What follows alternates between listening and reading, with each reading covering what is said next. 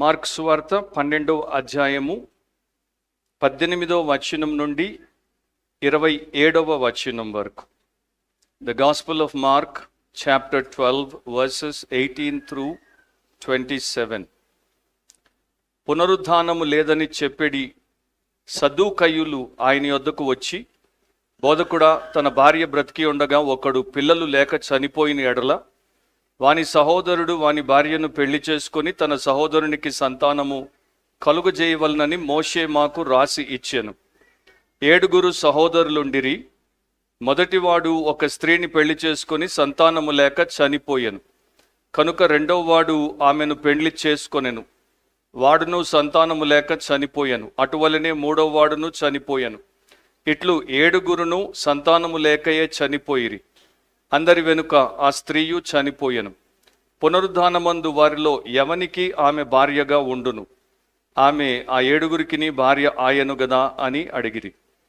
అందుకు యేసు, మీరు లేఖనములను గాని దేవుని శక్తిని గాని ఎరుగకపోవుట వలననే పొరబడుచున్నారు. వారు మృతుల్లో నుండి లేచినప్పుడు పెండ్లి చేసుకొనరు, పెండ్లికి ఇయ్యబడరు గాని పరలోకమందున్న దూతల వలె నొందురు. వారు లేచెదరని మృతులను గూర్చిన సంగతి మోషే గ్రంథమందలి పొదను గురించిన భాగములో మీరు చదవలేదా? ఆ భాగంలో దేవుడు, నేను అబ్రహాము దేవుడను, ఇస్సాకు దేవుడను, యాకోబు దేవుడనని అతనితో చెప్పెను. ఆయన సజీవులకు దేవుడు గాని మృతుల దేవుడు కాడు. కావున మీరు బహుగా పొరబడుచున్నారని వారితో చెప్పెను. సర్వోన్నతుడు అయిన మా దేవా, ఈ ఉదయకాల సమయంలో సంఘముగా మమ్మును మీరు సజీవులుగా ఉంచి సమకూర్చారు. మీ యొక్క సర్వోన్నతమైనటువంటి పాద సన్నిధిని మాకు దయచేశారు. దాన్ని బట్టి మీ కృతజ్ఞతలు. మేము నశించుచున్న సమయంలో మీరు వెదికి రక్షించి మీ సంఘములో మమ్మను భాగముగా చేసినందుకు మీ కృతజ్ఞతలు. చదవబడినటువంటి మీ యొక్క పరిశుద్ధ వాక్యము నుండి మాకు మీ పరిశుద్ధ సత్యములను నేర్పించమని, మీ పరిశుద్ధాత్మ ద్వారా బోధ చేసి మమ్మును మీ చిత్తములో బలపరచుమని, రక్షణ లేని వారిని రక్షించండి, రక్షించబడిన ప్రతి ఒక్కరిని క్రీస్తు పోలికలో రూపాంతరపరచుమని యేసు ప్రభు శ్రేష్టమైన నామమును అడిగి ప్రార్థిస్తున్నాం తండ్రి, ఆమేన్. కూర్చోండి. దేవుడి వాక్యాన్ని భయంతో భక్తితో వినండి, శ్రద్ధతో ఆసక్తితో వినండి. మీ కన్నులు తెరిచి, మీ బైబిల్ తెరిచి, మీ హృదయము తెరిచి వాక్యమును వినండి. మార్కు సువార్త 12వ అధ్యాయము 18వ వచనం నుండి 27వ వచనం వరకు ఉన్నటువంటి భాగము. మరి దాంట్లో ఉన్నటువంటి మూల విషయములను మనము ఈ సమయంలో వింటాము. దాని గురించి మనము అనేక రకాలుగా చాలా సమయం తీసుకొని బోధ చేయొచ్చు, కానీ అంత సమయం మనకు లేదు గనుక మూల విషయముల మీదే దృష్టి పెడతాను. రాసుకునేటువంటి వారు రాసుకోండి. దాని యొక్క title Jesus on resurrection and heavenly life. Jesus on resurrection and heavenly life. యేసు పునరుత్థానము మరియు పరలోక జీవంపై ఇచ్చిన వివరణ. యేసు పునరుద్ధానము మరియు పరలోక జీవముపై ఇచ్చిన వివరణ. ఇది మార్కు సువార్త వచనం వెంబడి వచనం 62వ భాగం, పార్ట్ 62. యేసు ప్రభు దగ్గరికి వివిధ గుంపులు, వర్గాలకు చెందినటువంటి వారు వస్తున్నారు. ఆయన్ని వారు దురుద్దేశంతో ప్రశ్నిస్తున్నారు. ఆయన్ని పట్టుకోవాలని, ఆయన్ని పడగొట్టాలని. ఆయన వారి యొక్క విషయాల్లో జోక్యము చేసుకుంటున్నాడు గనుక ఆయన్ని వారు అసలు ఆ యొక్క దేశంలో, ఆ సమాజంలో వారికి అడ్డుగా లేకుండా చేసుకోవాలని నానా రకాలైనటువంటి ఆలోచనలు, తంటాలు పడుతూ వస్తున్నారు. పోయిన వారం మనం చూసాము, పరిసయ్యులు, హేరోదీయులు అనేటువంటి వర్గం వారు వచ్చారు. ఆయన్ని చిక్కులు పెడదాం అనుకున్నారు, కానీ వారే చిక్కులు పడిపోయారు. ఇప్పుడు ఇంకొక ప్రత్యేకమైనటువంటి గుంపు వారు యేసు ప్రభు దగ్గరికి వచ్చారు. వీరు సద్దూకయ్యులు. మనిషి ఒక బోధకుడి దగ్గరికి ఎందుకు వస్తాడు? ఒక సంఘస్థుడు, ఒక పాస్టర్ దగ్గరికి ఎందుకు వస్తాడు? ఒక విద్యార్థి, ఒక టీచర్ దగ్గరికి ఎందుకు వస్తాడు? నాశనము చేయడానికి రాడు, నేర్చుకోవడానికి వస్తాడు. కానీ వీరు ఆయన్ని బోధకుడా అని సంబోధిస్తూనే ఆయన దగ్గర నేర్చుకోవడానికి రావట్లేదు. ఆయన్ని ఏదో రకంగా ఒక చిక్కులో పెట్టేసి ఆయన్ని నాశనము చెయ్యాలి అనేటువంటి చెడు ఉద్దేశంతో ఆయన దగ్గరికి వచ్చారు. సో ఈ సద్దూకయ్యులు ప్రభు అయిన యేసును అడిగినటువంటి గంభీరమైనటువంటి ప్రశ్నలో సత్యమును వారు అన్వేషిస్తూ అడిగినటువంటి ఉద్దేశము బొత్తిగా మనకి కనిపించదు. దాని ద్వారా ఆయనను ఎట్లాగైనా దొరకబుచ్చుకోవాలని, ఆయనను అందరి ఎదుట అవమానపరచాలని, ఆయనకి బోధ చేయుట మానివేసేటట్టు వారు ఒక వ్యూహమును పన్ని ఆయన దగ్గరికి వచ్చారు. అండ్ ముఖ్యంగా పునరుద్ధానము అనేటువంటి ఒక గంభీరమైనటువంటి సిద్ధాంతము, రిజరక్షన్ అనేటువంటి గ్రాండ్ డాక్ట్రిన్ని ఆ యొక్క దేశంలో, సమాజంలో దాన్ని అవహేళన చెయ్యాలి, దాన్ని హాస్యాస్పదంగా మార్చాలి అండ్ దాన్ని తరచూ బోధిస్తూ నేను కూడా చనిపోతాను, సమాధి చేయబడతాను, తిరిగి లేస్తాను అని పునరుద్ధానం గురించి బలంగా నొక్కి చెప్తున్నటువంటి ఆయననే వారు కొట్టిపారేయాలి అనేటువంటి చెడు ఉద్దేశంతో ఆయన దగ్గరికి వచ్చారు. సో 2 పాయింట్స్ నేను చెప్తాను, రాసుకునేవారు మొదటి పాయింట్ రాసుకోండి. The concoction of the Sadducees. The concoction of the Sadducees, తెలుగులో సద్దూకయుల కల్పిత వ్యూహం. సద్దూకయుల కల్పిత వ్యూహం. సో 18 నుండి 23వ వచనం వరకు ఆ భాగం ఉంటుంది. నౌ కంకాక్షన్ అంటే ఒక కల్పించబడినటువంటి కథనం. అది నిజం కాదు, అది కృత్రిమమైనది. దాన్ని వారు కథలా అల్లుతారు, లేకపోతే వారి ఊహల నుండి పుట్టుకొని వచ్చినటువంటి ఒక అంశము, ఒక విషయం. సో వీరు యేసుప్రభు గురించి బాగా ఆలోచించారు. ఆయన ద్వారా వారికి ఉన్నటువంటి ఇబ్బంది ఏంటో, ప్రమాదం ఏంటో వారు గుర్తించారు. కనుక ఈయనను ఎట్లాగైనా సరే మనం ఇక్కడ నుండి తొలగించాలి, కనుక ఒక వ్యూహము మనకు అవసరము. అండ్ ఈయన బోధకుడు, ఈయన బోధ అందరి ఎదుట మరి చాలా గొప్పగా ఉంటుంది. ఆశ్చర్యపోతున్నారు, అందరూ ఆకర్షించబడుతున్నారు. కనుక బోధ విషయంలోనే ఈయనను మనం పట్టుకోవడానికి ఒక ఉచ్చు లేకపోతే ఒక ట్రాప్ని మనము వేయాలనే ఉద్దేశంతో వారు చాలా పకడ్బందీగా ఒక ప్రణాళిక వేసుకున్నారు. దాన్నే కల్పించినటువంటి వ్యూహము అని నేను అంటున్నాను. సో ఈ సద్దూకయులను మీరు ఒకవేళ తీసుకుంటే, పరిసయ్యులు ఒక రకమైనటువంటి వ్యక్తులైతే వారికి వ్యతిరేకంగా భిన్నంగా సద్దూకయులు ఇంకో రకంగా ఉంటారు. ఇద్దరు కూడా ఎక్స్ట్రీమ్ క్యాండిడేట్సే. అంటే వీరు ఇటువైపుకి వెళ్ళిపోతే వీరు అటువైపుకి వెళ్ళిపోతారు. వీరిద్దరికి పడనే పడదు, వీరిద్దరూ బద్ధ శత్రువులుగా ఉంటారు. అండ్ వీరు మరి ఇప్పుడు యేసుప్రభు దగ్గరికి వచ్చినప్పుడు సద్దూకయుల గురించి చెప్పాల్సి వస్తే, వారు చాలా చల్లగా మరి తడిగుడ్డతో గొంతు కోస్తారు అని కొంతమంది గురించి మనం చెప్తుంటాం కదా, ఆ టైపు మనుషులు అన్నమాట. చాలా కిరాతకమైనటువంటి వారు, క్రూరమైనటువంటి వారు, ఖచ్చితత్వం కలిగినటువంటి వారు, కానీ చాలా తెలివిగా వారి పనులు వారు చేసేటువంటి లక్షణమును కలిగి ఉన్నారు. సో వారు వారి యొక్క గోల్ని, లక్ష్యాన్ని ఎంచుకున్నారు. అదేంటి? డాక్ట్రిన్ ఆఫ్ రిజరక్షన్, పునరుద్ధానము అనేటువంటి సిద్ధాంతము. అండ్ దానికి ఒక ఆయుధాన్ని వారు తయారు చేశారు. ఆ ఆయుధం ఏంటంటే మోషే యొక్క ధర్మశాస్త్రం. అండ్ యేసుక్రీస్తును వారు దేవాలయంలోనే పట్టుకున్నారు. దేవాలయంలో విస్తృతంగా జనాలు ఉన్నారు, యాజకులు ఉంటారు, అన్యులు ఉంటారు, అండ్ అక్కడ ఉన్నటువంటి ఇశ్రాయేలు దేశస్థులు ఉంటారు. దేవాలయంలోనే ఆయన గొప్ప బోధ చేశాడు, దేవాలయంలోనే ఆయన గొప్ప శుద్ధీకరణ చేశాడు.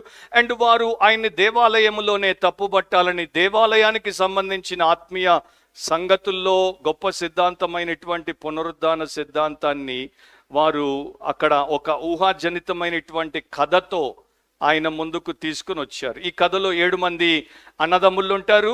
వారికి ఒకే ఒక స్త్రీతో ఒకరి తర్వాత ఒకరికి పెళ్ళవుతుంది. వారందరూ పెళ్లి చేసుకున్న తర్వాత ఆమెకి సంతానం ఇవ్వకుండానే చనిపోతారు.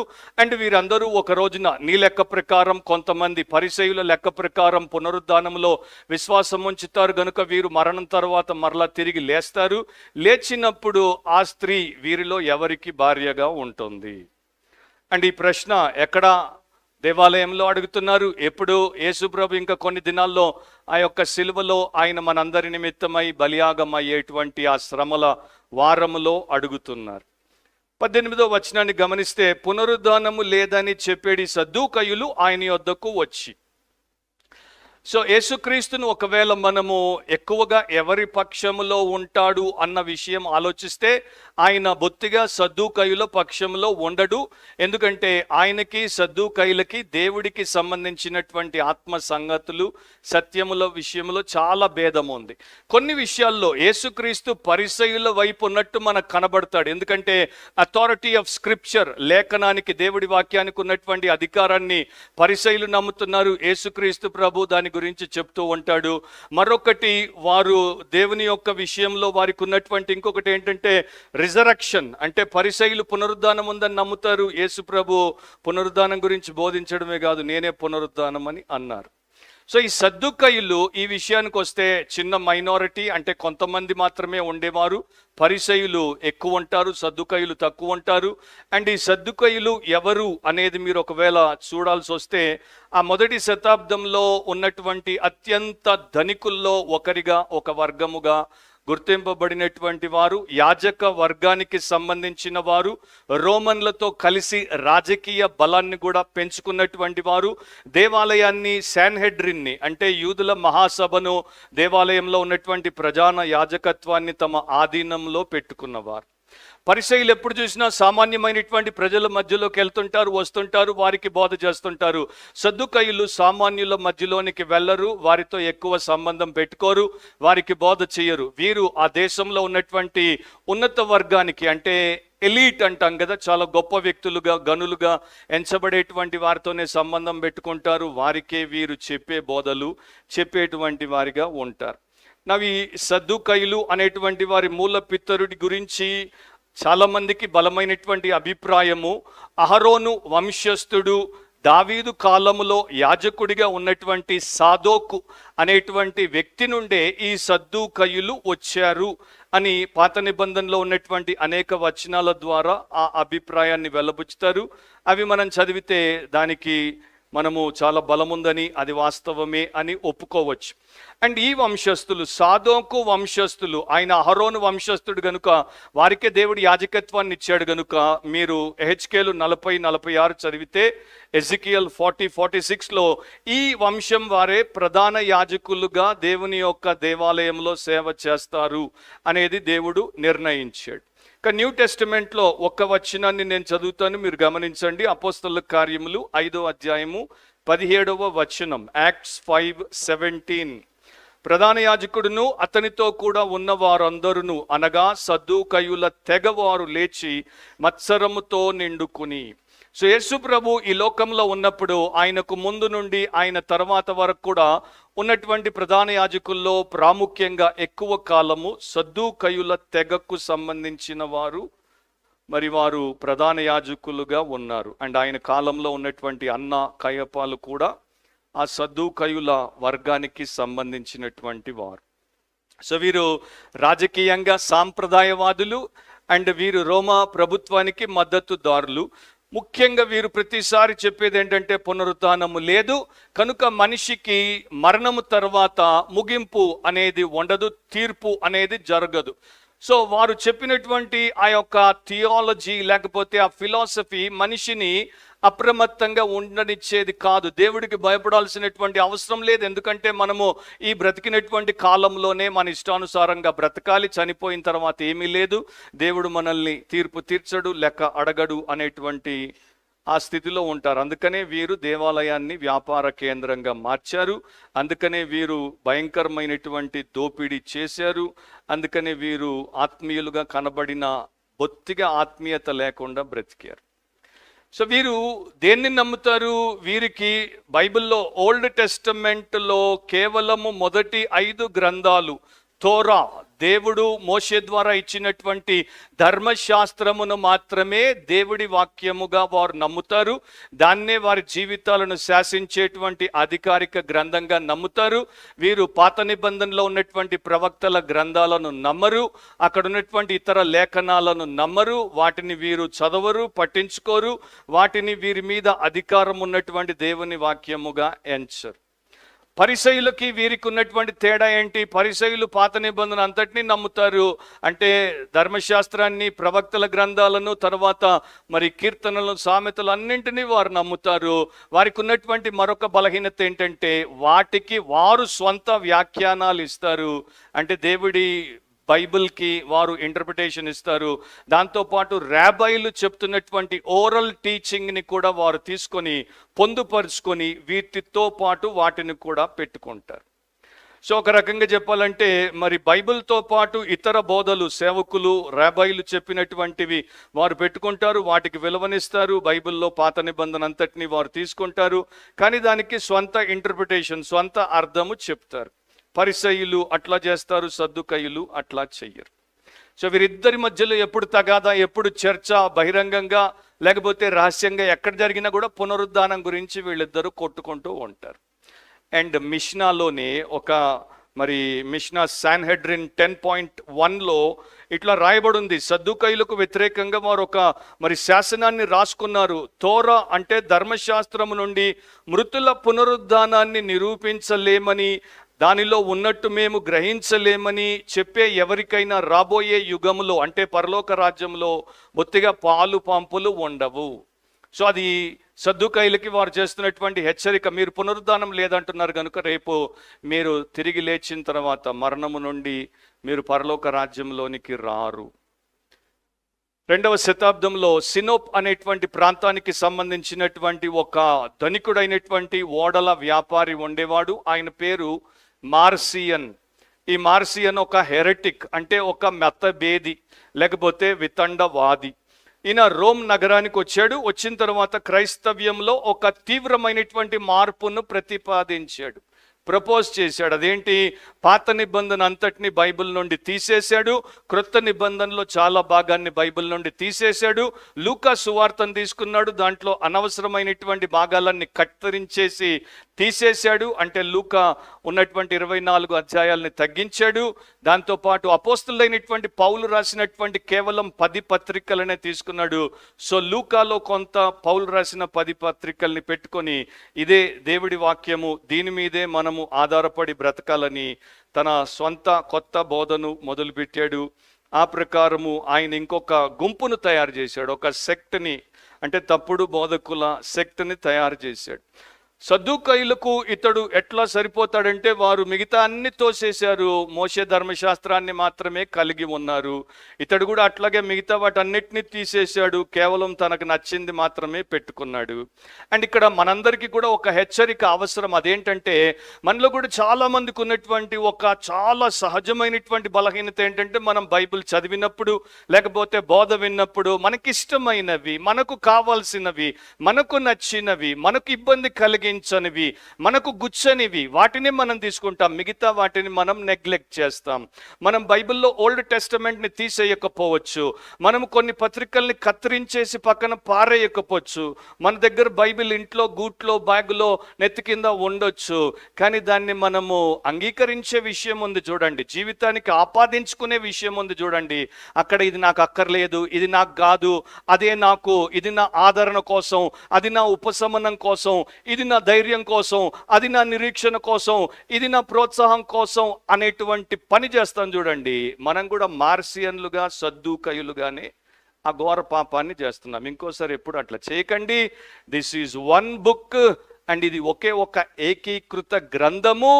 ఎందుకంటే దీన్ని మనము వేరు చెయ్యకూడదు.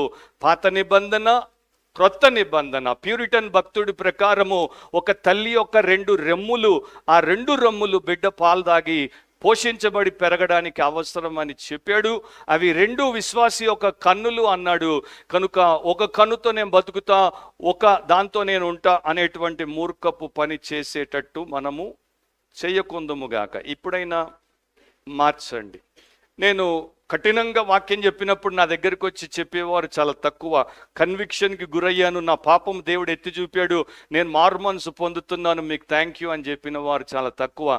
దుఃఖంలో బాధలో ఉన్న వారికి నేను చెప్పినటువంటి బోధ ఆదరణ ఇస్తే అట్లా 10 మంది వచ్చి నాకు కృతజ్ఞతలు చెప్తారు, కానీ వారి పాపం గురించి, వారిని పాపము నుండి వేరు చేసే బోధ నేను చేసినప్పుడు ఒక్కడొచ్చి చెప్తాడు, నేను ఈ 10 మందికి అంత విలువనివ్వను. ఎందుకంటే ఇది ఈ భూమి మీద నీవు బ్రతికినంత కాలం, శ్వాస నీలో ఉన్నంత కాలం పనికొస్తుంది, కానీ పాపం నువ్వు తర్వాత ఎక్కడ ఉంటావో నిరూపణ చేసే విషయం కనుక అది నువ్వు గుర్తించి బాగుపడితే అప్పుడు ఇదంతా నీకు ఆటోమేటికల్లీ బాగుంటుంది అని నేను అలాంటి వారి కోసం ప్రార్థన చేస్తాను.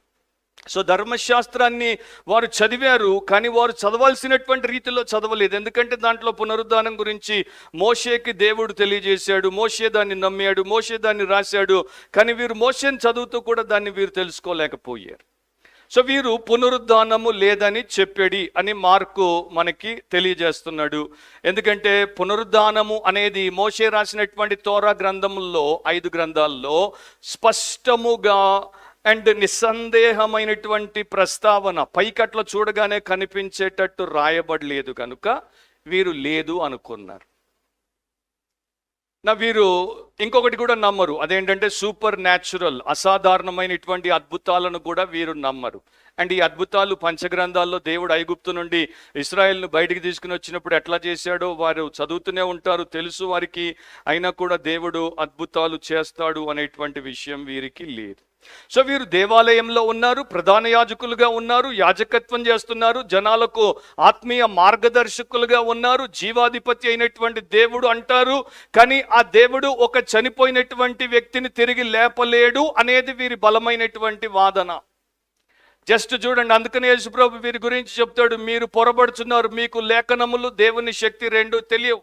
ఈ రోజున ప్రపంచవ్యాప్తంగా క్రైస్తవ సంఘాల్లో దేవుని వాక్యము తెలియని, దేవుని శక్తిని ఎరుగనటువంటి సేవకులే ఎక్కువగా ఉన్నారు. కనుక వారి యొక్క సేవలు కూడా ఆ రెండు లేకుండానే ఖాళీగా ఉంటాయి. అండ్ ఈ సద్దూకయులు మెటీరియలిస్టిక్ పీపుల్, అంటే భౌతికవాదులు. ఎంతసేపు ఈ శరీరానికి సంబంధించినటువంటి విషయాలన్నీ మనకు బాగా ఉంటే చాలు, మిగతా వాటితో మనకు పని లేదు అని చెప్పుకునేవారు. సో వీళ్ళ మీద ఒక జోక్ కూడా ఉంది, సాడ్ యు సీ అంటే సాడ్ యు సీ అంటారు వాళ్ళని. చూడువాడు, వాడికి నిరీక్షణ లేదు, వాడికి నిత్య జీవం మీద అసలు ఆలోచనే లేదు, పరలోకం మీద వాడికి ధ్యాసే లేదు. ఎంత విచారంగా వాడి ముఖం ఉందో, ఎంత ఘోరంగా వాడి బతుకుందో, సాడ్ యు సీ అని వారిని మరి అట్లా అనేటువంటి వారు కూడా ఉన్నారు. రియల్గా రెజరెక్షన్కి సంబంధించిన స్పష్టమైనటువంటి బోధలు యెషయా 26వ అధ్యాయంలో ఉంటుంది, హెచ్కేల్ 37లో ఉంటుంది, దానియేలు 12లో ఉంటుంది, కీర్తనల్లో ఉంటాయి. అయితే ధర్మశాస్త్ర గ్రంథాల్లో స్పష్టంగా లేదు గనుక లేదనుకున్నారు. ఇప్పుడు ఇక్కడ 3 విషయాలు నేను మీకు చెప్పాలి. పునరుద్ధానం అనేది 3 బలమైన సత్యాల మీద ఆధారపడి ఉంది. ఈ 3 కూడా వాక్యంలో మనకి ఇవ్వబడిన విషయాలు. మొదటిది ఏంటి? దేవుడు యెహోవా సృష్టికర్తగా జీవ మరణముల మీద ప్రభువై ఉన్నాడు. రెండవది ఏంటి? ఆయన తన ప్రజలతో నిబంధన చేస్తాడు.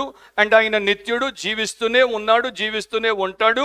ఆయన నిబంధన కూడా నిత్యము ఉండేటువంటి నిబంధన. సో ఆయన ఎవరితో అయినా నిబంధన చేశాడంటే వారు ఎన్నటికీ ఉండకుండా పోరు, వారు ఉనికిలో లేకుండా పోరు, వారు ఎన్నటికీ దేవుడి దృష్టిలో చచ్చిన వారితో సమానంగా ఉండరు. చనిపోవడము ఈ లోకము నుండి ఇంకొక లోకానికి పోవడమే. చనిపోవడం అంటే అసలు ఉనికి లేకుండా పోవడం కాదు. సో దేవుడు వాగ్దానాల పట్ల నమ్మకమైన వాడు కనుక ఆయన చేసిన నిబంధన ఈ లోకం తర్వాత ఆ లోకంలో కూడా కొనసాగుతూనే ఉంటుంది. మూడవది ఏంటి? ఆయన రాజ్యము చివరిలో విజయం సాధిస్తుంది, విశ్వాసులకు న్యాయము చేకూరుస్తుంది. కనుక పునరుద్ధానం అనేది ఈ ప్రకారం ఉందని బైబిల్ మనకి చెప్తోంది. సో ఈ యొక్క అవిశ్వాసులు, పునరుద్ధానము లేదని చెప్పేది అవిశ్వాసులు, నేనే పునరుద్ధానమును జీవమును అని చెప్పినటువంటి ఆయన దగ్గరికి వచ్చి పునరుద్ధానము లేదు కదా అని అనడము ఎంత హాస్యాస్పదంగా ఉందో ఒకసారి ఆలోచించండి. సో యాజకులు ఈ రకంగా బలులను అర్పిస్తూ ఉంటారు. దేవాలయం నిండా వేలు వేలు లక్షలు మరి పశువులను వారు రక్తము చిందించి దేవుడికి బలి అర్పిస్తారు. ఎందుకు? వారికి చూచాయగా భవిష్యత్తులో ఒక విమోచకుడు వస్తాడు, ఆయన ద్వారా విమోచన దేవుడు పరిపూర్ణం చేస్తాడు. కనుక మనందరికీ విమోచన అనేది ఉంది అనేది వారు చెప్తున్నప్పుడు యేసు అక్కడే ఆ దేశంలో తిరుగుతూ చెప్తున్నాడు, నేను సిలువ వేయబడతాను, చనిపోతాను, సమాధి చేయబడతాను, 3వ దినమున తిరిగి లేస్తాను. నేను తిరిగి లేచుట ద్వారా విమోచన, ఆ యొక్క రిడెంప్షన్ అనేది నా రిజరక్షన్ ద్వారా కంప్లీట్ అవుతుంది. మీరందరూ కూడా పాపక్షమాపణ, ఆత్మరక్షణ, నిత్య జీవము పునరుద్ధానం ద్వారా పొందుతారు. ఈ పరిసయ్యులు ఎట్లాంటి వారు? ఒక ఎగ్జాంపుల్ చెప్తాను మీకు. ఒక పెద్ద ఆర్ట్ మ్యూజియం ఉందనుకోండి, కళతో ఉండేటువంటి ఒక మ్యూజియం ఉంది. దానికి ఒక క్యూరేటర్ ఉంటాడు. క్యూరేటర్ అంటే దానికి పర్యవేక్షకుడు, సూపర్వైజర్, దాని యొక్క మరి ఇన్ఛార్జ్ అని మనం చెప్తాం. సో ఒక క్యూరేటర్కి ఒక దేశంలో ఒక ప్రముఖ ఆర్ట్ మ్యూజియం మీద ఆయనకు అధికారం ఇచ్చారు, ఆయన అక్కడ ఉద్యోగంలో పెట్టారు. ఆయనకి ఆ యొక్క ఆర్ట్ మీద బొత్తిగా విశ్వాసం లేదు. ఆ యొక్క అద్భుతమైనటువంటి పెయింటింగ్స్ కావచ్చు, దాని వెనుకున్న గొప్ప ప్రపంచ ప్రఖ్యాతిగాంచినటువంటి పెయింటర్స్ కావచ్చు, వారు వేసినటువంటి ఉద్దేశాలు కావచ్చు, వీటి మీద ఆయనకి బొత్తిగా ఆసక్తి లేదు, ఆయనకి విశ్వాసం లేదు. కళ యొక్క సౌందర్యం గురించి ఆయనకి ఏమాత్రం పట్టింపు లేదు. దానికి ఎంత ప్రజాదరణ ఉందో, మనుషులు ఆ కళను బట్టి మరి ఎంత డబ్బు ఖర్చు పెట్టి కొంటారో, దానిని బట్టి వారి జీవితాలను ఎట్లా మార్చుకుంటారో, వీటి మీద ఆయనకి ఏ మాత్రం విశ్వాసం లేదు. అసలు పట్టనట్టు, అవి లేనట్టు, కల్పితాలు అన్నట్టు ఉంటాడు. కానీ ప్రతిరోజు టైం కన్నా ముందే ఆఫీస్కి వస్తాడు, ప్రతిరోజు మ్యూజియంని తెరిపిస్తాడు, ప్రతిరోజు మ్యూజియంలో అన్ని పెయింటింగ్స్ ఎక్కడ పెట్టాలో అక్కడ పెట్టిస్తాడు, ప్రతిరోజు వాటిని చాలా జాగ్రత్తగా కాపాడుతాడు. మ్యూజియంలో ఎయిర్ కండిషన్ ఎంత ఉండాలో టెంపరేచర్ అంత పెట్టిస్తాడు. ఏది కూడా తప్పిపోకుండా, ఏది కూడా చెడిపోకుండా జాగ్రత్త పడతాడు. వచ్చేటువంటి అంతర్జాతీయ సందర్శకులందరికీ కూడా కావాల్సినటువంటి డైరెక్షన్, గైడెన్స్ ఇస్తాడు.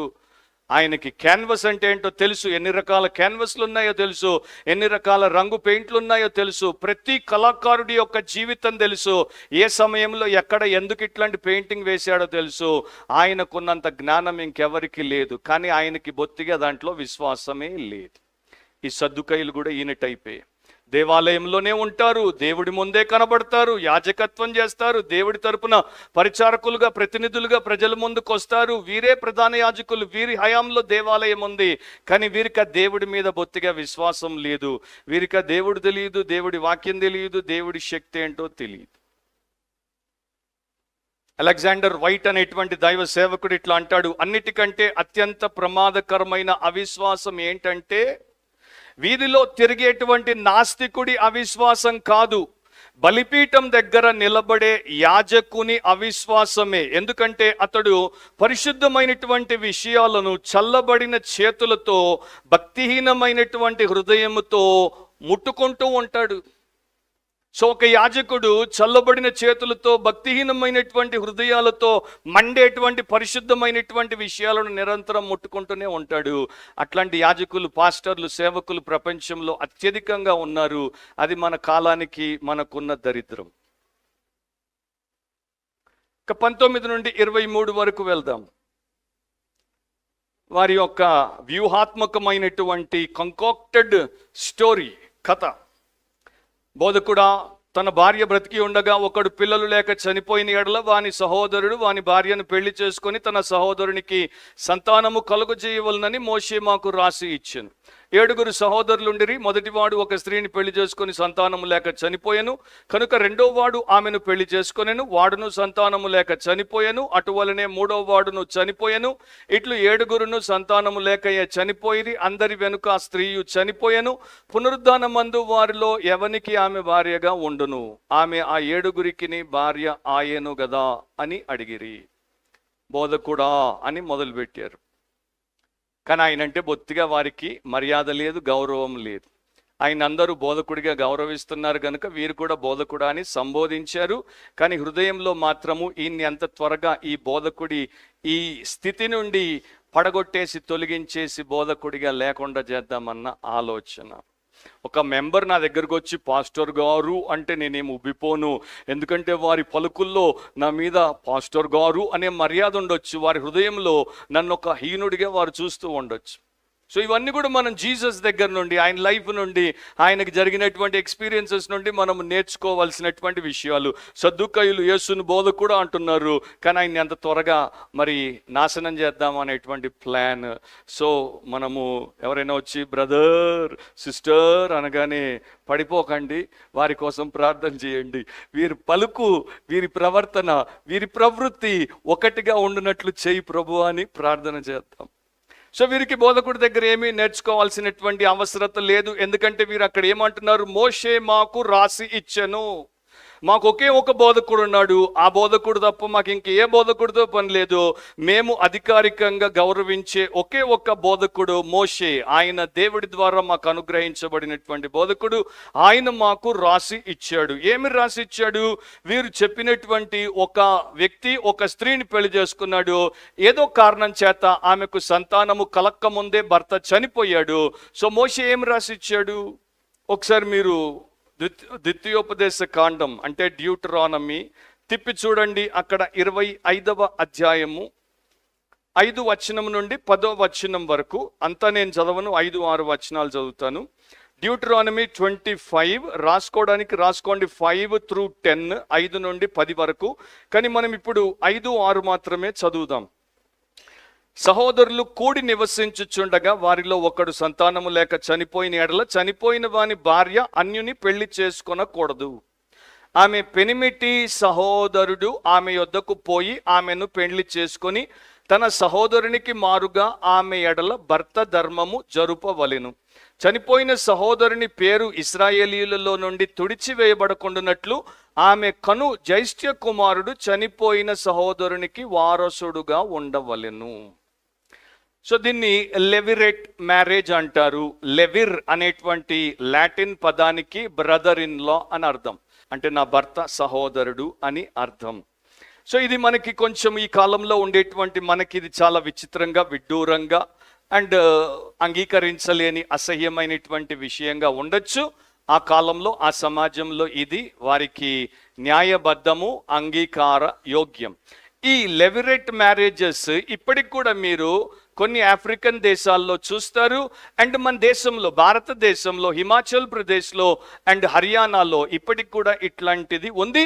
అండ్ నేను ఒక డాక్యుమెంటరీలో కల్లారా చూశాను, ఒక స్త్రీ 3 అన్నదమ్ములను పెళ్లి చేసుకొని వారు ఇంటర్వ్యూ కూడా చేస్తున్నారు.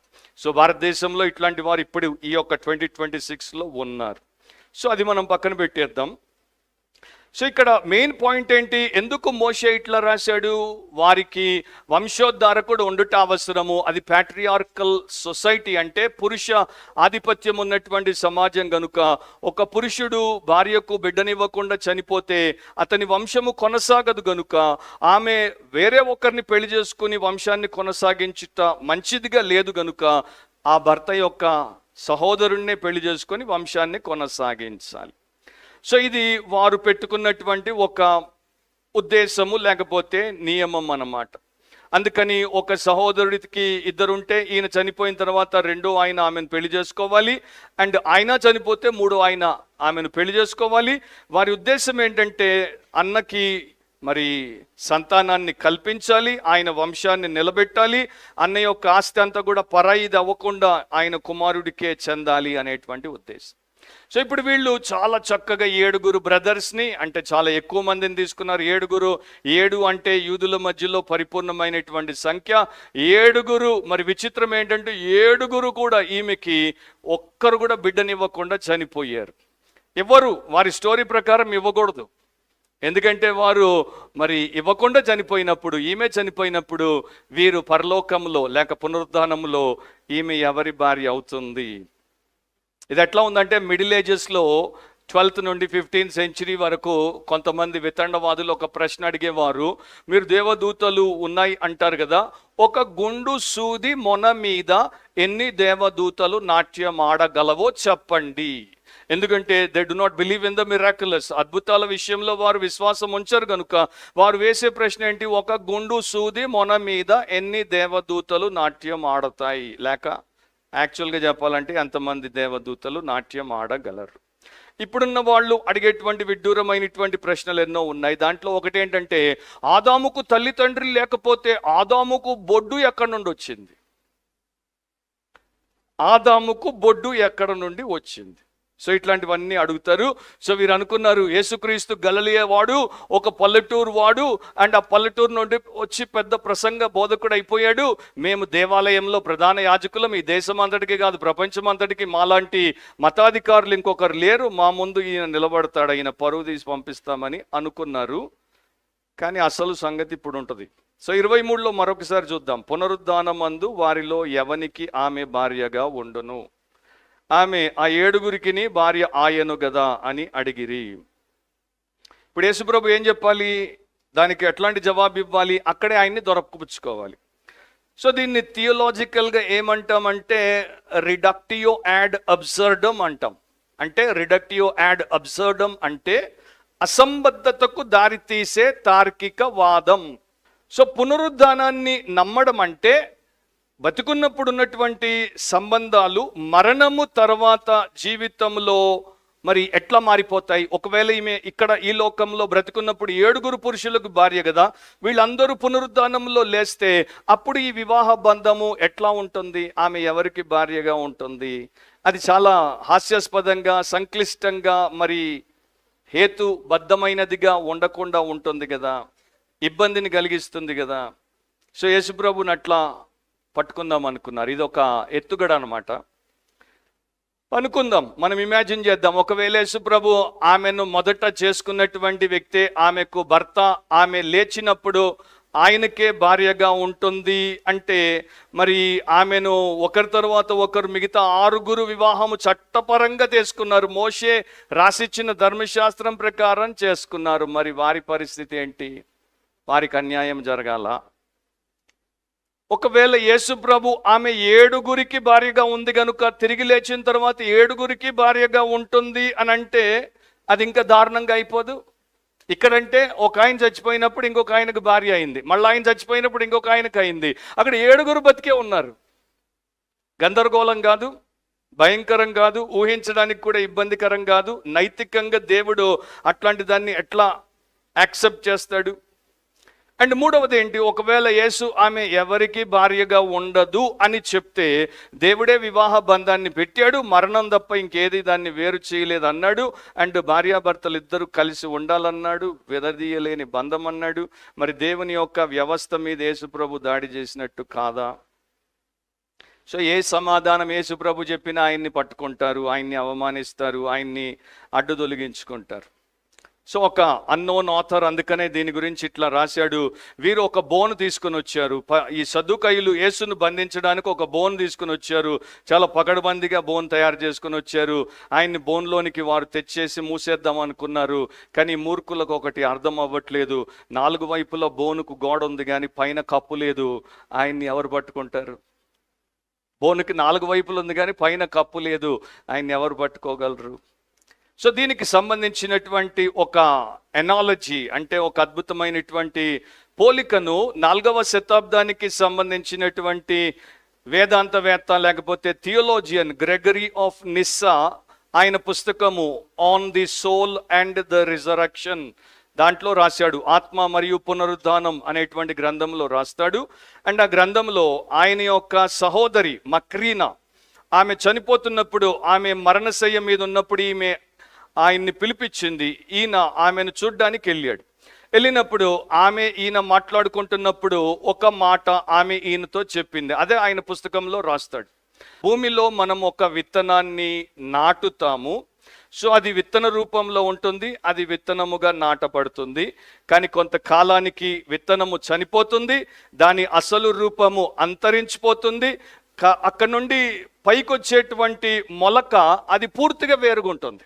విత్తనానికి దీనికి అసలు రూపంలో అండ్ దేంట్లో కూడా సంబంధమే లేనట్టు ఉంటుంది. సో పాతి పెట్టబడినటువంటి విత్తనము కంటే ఇది రూపంలో, పరిమాణంలో అండ్ చూడ్డానికి అందమైనటువంటి అంశంలో పూర్తి భిన్నంగా ఉంటుంది. కానీ ఈ రెండింటి మధ్యలో ఆ సంబంధం అనేది కాంటిన్యూటీలో ఉంది, అంటే ఇంకా నిరంతరం కొనసాగుతూనే ఉంది. అదేంటి? అదే జీవం, విత్తనంలో ఉన్న జీవమే ఈ మొక్కలో ఉంది. అదే గుర్తింపు. దీన్ని మనము గోధుమ అంటాము, దాన్ని మనము నారింజ అంటాము. ఆ విత్తనమును అట్లా అన్నాము, ఇప్పుడు వచ్చినటువంటి మొక్కను అట్లాగే అంటున్నాము. సో దాంట్లోని జీవము దీంట్లో ఉంది, దాని యొక్క గుర్తింపు దీనికి ఉంది.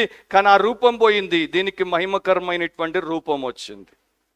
ఇప్పుడు మీరు ఒక్కసారి 1 కొరింథీ 15వ అధ్యాయం తిప్పండి. అక్కడ అపోస్తలుడైనటువంటి పౌలు పునరుద్ధానం అనేటువంటి గంభీరమైన అంశం మీద అతి శ్రేష్టమైనటువంటి అధ్యాయం రాశాడు. 1 కొరింథీ 15వ అధ్యాయము నేను 35 నుండి 38 వరకు చదువుతాను. మీరు తర్వాత పూర్తి అధ్యాయం చదువుకోండి, మీకు క్షేమం. 35 నుండి 38 వరకు. అయితే మృతులు ఎలాగూ లేతురు, వారెట్టి శరీరముతో ఒత్తురని ఒకడు అడుగును. ఓ అవివేకి, నీవు విత్తినది చచ్చితేనే కానీ బ్రతికింపబడదు కదా. నీవు విత్తు దానిని చూడగా అది గోధుమ గింజ అయినను సరే, మరి ఏ గింజ అయినను సరే వట్టి గింజనే విత్తుచున్నావు, కానీ పుట్టబోవు శరీరమును విత్తుట లేదు. అయితే దేవుడే తన చిత్త ప్రకారం నీవు విత్తిన దానికి శరీరము ఇచ్చును, మరియు ప్రతి విత్తనమునకు దాని దాని శరీరము ఇచ్చుచున్నాడు. సో విత్తనాన్ని నువ్వు విత్తుతున్నావు, కానీ దేవుడు దానికి ప్రతిదానికి దాని దాని శరీరాన్ని ఇస్తున్నాడు. సో పౌలు చెప్పినటువంటి అంశమునే మక్రీనా చదివి బాగా వంట పట్టించుకొని అన్నయ్యతో అంటూ ఉండొచ్చు. సో గ్రెగరీ ఏమి రాశాడు బుక్లో? ఆ సంభాషణ తర్వాత పునరుద్ధానములో ఆమె ఎవరికి భార్య అవుతుంది అని సద్దూకయులు యేసుక్రీస్తును ప్రశ్నిస్తున్నారు. దానికి జవాబు ఏంటంటే, గోధుమ మొక్క తాను విత్తనంగా ఉన్న కాలాలని గుర్తుపెట్టుకుంటుందా? గోధుమ మొక్క తాను విత్తనంగా ఉన్నటువంటి ఆ కాలాలని గుర్తుపెట్టుకుంటుందా? విత్తనాన్ని నిర్వచించిన నియమాలు లేదా వర్గాలు, కేటగిరీస్ ఇప్పుడు మొక్కకు వర్తించవు. అంటే విత్తనం ఒక సూత్రముతో ఉండింది, అది వెళ్ళిపోయింది. ఆ సూత్రం ఇప్పుడు మొక్కకు వర్తించవు. ఇండియా చట్టాలు అమెరికాలో వర్తించవు. సింపుల్. ఈ లోకంలో ఉన్న విషయాలు ఆ లోకానికి వర్తించవు. ఇప్పుడు రెండో పాయింట్ రాసుకోండి. The correction by the saviour. The correction by the saviour. రక్షకుడు చేసినటువంటి దిద్దుబాటు 24 నుండి 27 వరకు. 24వ వచనంలో యేసుప్రభు అంటున్నాడు, అందుకు యేసు, మీరు లేఖనములను గాని దేవుని శక్తిని గాని ఎరుగక పోవుట వలననే పొరబడుచున్నారు. సో యేసుప్రభు ఎంత స్పష్టంగా, ఎంత నేరుగా వారి యొక్క తప్పులో పట్టుకొని దాన్ని బయట పెడుతున్నాడో చూడండి. సో వారికి ఆయన చేసినటువంటి గొప్ప విశేషం ఏంటంటే, వారి యొక్క ప్రశ్నకి, చిక్కు ప్రశ్నకి ఆయన జవాబు చెప్పట్లేదు. వారికి ఉన్నటువంటి సమస్య ఏంటో ఆయన బయట పెడుతున్నాడు. ఆ యొక్క రోగం ఏంటో ఆయన డయాగ్నైజ్ చేసి దాన్ని వారికి చూపిస్తున్నాడు. అండ్ ఇది చేసినప్పుడు చాలా అగ్రెసివ్గా, అంటే మీరు ఒక బైబుల్ స్కాలర్ ముందు కూర్చొని, అంటే బైబిల్ పండితుడు ముందు కూర్చొని, 2 PhDలు ఆయనకి థియాలజీలో ఉన్నాయి, ఆయన ముందు కూర్చొని ఎంత ధైర్యం ఉంటే మీరు అంటారు నీకు వాక్యమే తెలియదని? ఎంత ధైర్యం ఉండాలి ఆ మాట అనడానికి? సో వీళ్ళు థియోలాజికల్ స్కాలర్స్ కదా, వీళ్ళు మోషే ధర్మశాస్త్రం అంతా వంట పట్టించుకున్నటువంటి వారికి ఆయన ఏమంటున్నాడు, మీరు లేఖనములను ఎరుగకపోవుట వలన పొరబడుచున్నారు. సో ఫస్ట్ పొరబడుచున్నారు అని ప్రభు ఎందుకు అన్నాడు? దాని అర్థం ఏంటి? పొరబడుట ఆయన వాడినటువంటి గ్రీక్ పదం యొక్క అర్థం ఏంటంటే, గ్రహాలు కొన్ని ఉంటాయి, కొన్ని నక్షత్రాలు స్థిరంగా అవి ఎక్కడ దేవుడు పెట్టాడో అక్కడే ఉంటాయి, అటు ఇటు తిరగవు. కానీ కొన్ని నక్షత్రాలు, కొన్ని గ్రహాలు అవి ఎప్పుడు కూడా వాండరింగ్ స్టార్స్ అంటారు, వాండరింగ్ ప్లానెట్స్ అంటారు. అంటే ఒక చోట స్థిరంగా కుదురుగా ఉండవు, అవి ఎప్పుడు కదులుతుంటాయి, తిరుగుతుంటాయి. వాటిని దిక్కులేని నక్షత్రాలు అంటారు, దిక్కులేని గ్రహాలు అంటారు. ఎందుకంటే వాటికి ఒక గురి ఉండదు, గమ్యం ఉండదు, అవి ఎప్పుడు కూడా దిక్కు లేకుండా తిరుగుతుంటాయి. సో ఈ యొక్క సద్దూకయులు ఏమిటి అంటే, వీళ్ళు దిక్కులేని మనుషులు. సాడ్యూసీస్ ఆర్ వాండరింగ్ స్టార్స్. వీళ్ళకి గొప్ప ధైర్యం ఉంది, ఫాల్స్ కరేజ్ ఉంది, ధైర్యంతో పోతున్నారు కానీ దిక్కు లేకుండా పోతున్నారు. మనం కూడా చాలాసార్లు మనకున్న కాన్ఫిడెన్స్ లేకపోతే ఓవర్ కాన్ఫిడెన్స్తో ధైర్యంగా పోతున్నట్టు అనిపించవచ్చు, కానీ మనకు దిక్కు ఉండాలి కదా పోవడానికి, దిక్కు లేకుండా పోతున్నారు. సో యేసుప్రభు వారి ప్రశ్నలో ఉన్నటువంటి తర్కం గురించి కానీ, దాని యొక్క కష్టతరమైనటువంటి జవాబు గురించి కానీ ఏం మాట్లాడు, వారికి ఉన్నటువంటి రోగం ఏంటో అది చెప్తున్నాడు. Because you do not know the scriptures. మీకు వాక్యము తెలియదు, మీరు లేఖనాలను ఎరుగని వారు. సో వీరు చదువుకొని పామరులు కారు, వీరు ఇశ్రాయేలులో అత్యున్నతమైనటువంటి దేవశాస్త్ర మేధావులు, థియోలాజికల్ ఎలీట్ అంటారు వీరిని. ధర్మశాస్త్రం అంతటిని 5 పంచగ్రంథాలను వీరు కంఠస్థం చేశారు, తరతరాలుగా దానిని వీరు చదివారు, దాని మీద చర్చలు పెట్టారు, దాని మీద సమావేశాలు పెట్టారు, దానిని ఎంతో మందికి బోధించి వారిని తయారు చేశారు, దాని ఆధారంగా చట్టాలు నిర్మించారు. అట్లాంటి వారిని యేసుప్రభు అంటున్నాడు, మీకు వాక్యము తెలియదు. సో ఇది మనకి క్రిస్టియన్ హిస్టరీలో కూడా 2000 ఇయర్స్లో చూస్తే ఎంతోమంది బైబిల్ చదువుతారు, ఒకదాని తర్వాత ఒకటి పాతబడిపోతుంటే మార్చి కొత్తవి కొని చదువుతారు, రాసుకుంటారు, దాంట్లో ఉన్నటువంటి దేవశాస్త్రాన్ని, థియాలజీని తెలుసుకుంటారు, దాని గురించి చర్చిస్తారు, ప్రకటిస్తారు. అన్ని చేస్తారు, కానీ దాంట్లో ఉన్నటువంటి భావం ఏంటో తెలియదు. బైబిల్లో ప్రతి భాగం ఎక్కడుందో తెలుసు, ఆ భాగంలో ఉన్న భావం ఏంటో తెలియదు, అర్థం ఏంటో తెలియదు. పై జ్ఞానం దానికి సంబంధించి వీరికి ఉంటుంది. సో బైబిల్ బాగా తెలిస్తే బైబిల్లో ఉన్నటువంటి సత్యం బాగా తెలిసినట్టు కాదు. అట్లా ఉండుంటే ఎన్ని గుంపులు వచ్చేవే కావు. క్యాల్వినిస్టులు, అర్మీనియన్లు, ఇన్లు అన్లు అని వచ్చేవే కావు. సో మోషేని వారు పట్టుకున్నారు. మోషే చెప్పింది మేము నమ్ముతున్నాం, నడుస్తున్నాం అంటున్నారు, కానీ వారికి మోషే యొక్క దేవుడి సత్యం తెలియదు. అర్లీ చర్చ్ ఫాదర్ జెరోమ్ అందుకే రాశాడు, ignorance of scripture is ignorance of Christ. లేఖనాలు నీకు తెలియకపోతే యేసుక్రీస్తు నీకు తెలియడు. మన సంఘము వాక్యాధారితమైన సంఘం అని ఎందుకంటున్నాం? ఎందుకు ఇంత కష్టపడి ఎవరికి ఇష్టమున్నా లేకపోయినా వచనం వెంబడి వచనం వాక్యాన్ని ఉన్నది ఉన్నట్టుగా బోధించే ప్రయత్నం చేస్తున్నాం? ఎందుకంటే మా ఉద్దేశం ఒకటి, మీరు ప్రతి ఒక్కరు యేసుక్రీస్తుని తెలుసుకోవాలి. ఎట్లా తెలుసుకుంటాం పాస్టర్? దేవుడి వాక్యం మీకు ఎంత తెలిస్తే యేసుక్రీస్తు మీకు అంత తెలుస్తాడు. మా దగ్గరకు వచ్చేటువంటి ప్రతి ఒక్కరిని ఒక ట్రూ క్రిస్టియన్గా, తర్వాత క్రైస్ట్ యొక్క ట్రాన్స్ఫార్మ్డ్ క్రిస్టియన్గా మార్చడం ఉద్దేశం. అందుకని బైబిల్నే బోధిస్తాం, ఇంకేం బోధిస్తాం. సో లేఖనాలను మనం ఎంత ఎక్కువగా తెలుసుకుంటే క్రీస్తును మనం అంత ఎక్కువగా తెలుసుకుంటాం. ఫిజిక్స్లో మీకు ఇంటర్మీడియట్ తర్వాత డిగ్రీ తర్వాత ఎంఎస్సి తర్వాత పిహెచ్డి. మీరు పిహెచ్డికి వెళ్తే ఫిజిక్స్ గురించి మీకు అంతా తెలుసు. సో మరి అక్కడైతే మీరు ఎంతో మీ పిల్లల్ని చదివిస్తున్నారు, మీరు చదువుతున్నారు, ఇంకా మిమ్మల్ని మీరు లౌకికంగా అంటే లోకంలో లాభపడ్డానికి మిమ్మల్ని మీరు ఇంకా పెంచుకుంటున్నారు, ఇంప్రూవ్ చేసుకుంటున్నారు. మంచిదే, చేసుకోండి. కానీ యేసుక్రీస్తును తెలుసుకోవడానికి బైబిల్ని ఎంత తెలుసుకుంటున్నారు? రెండవది, దేవుని శక్తిని ఎరుగక అంటున్నాడు ఆయన. అంటే వాక్యం తెలియకపోతే దేవుడు ఎవరో తెలియదు, దేవుడు ఎవరో తెలియకపోతే దేవుడి శక్తి ఏంటో తెలియదు. అండ్ మీ దేవుడు ఆయన ఉన్నంత సైజులో మీకు లేడు, ఆయన్ని మీరు చిన్న సైజు దేవుడిగా పెట్టేసుకున్నారు. సో వీళ్ళకి ఉన్నటువంటి సమస్య ఏంటి? పునరుద్ధానం వీళ్ళ సమస్య కాదు, దేవుని శక్తి వీరి యొక్క సమస్య.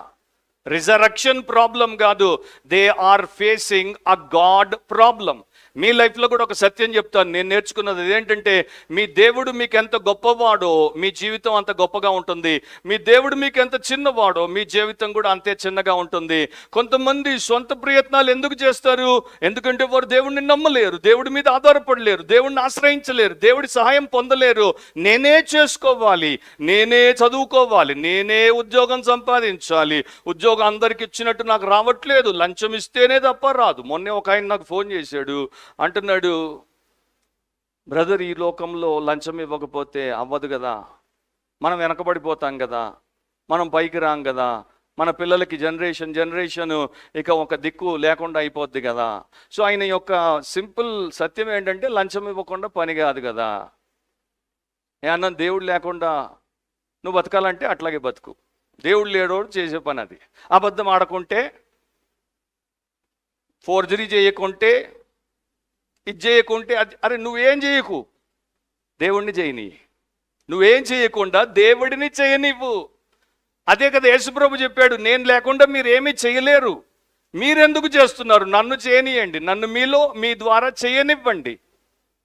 అది నేను నేర్చుకున్న సత్యం. నేనేమి చెయ్య, అందుకనే నేను లంచం ఇవ్వా, నేను అబద్ధం ఆడా, నేను రికమెండేషన్ కోసం పోను. నేను ఓన్లీ ఒకటి, దేవా నువ్వు చూసుకో అంటాను, ప్రార్థన చేస్తాను, ఆయన మీద ఆధారపడతాను. ఆయన చిత్తమైతే ఇస్తాడు, లేకపోతే అవసరం లేదు. ఆయన ఇచ్చిందే నాకు కావాలి, ఆయన నాకు ఇవ్వంది ఏది నాకు వద్దు. As simple as that. Okay, ఇక్కడ దేవుడి శక్తిని వారు గుర్తించలేదు కనుకే వారికి ఎంత తంట, పునరుద్ధానం లేదు. ఒక ఉదాహరణ నేను మీకు చెప్తాను. ఒక తల్లి గర్భం, నిన్నే ఒక కాన్పు అయింది కనుక కాన్పు గురించే విందాం.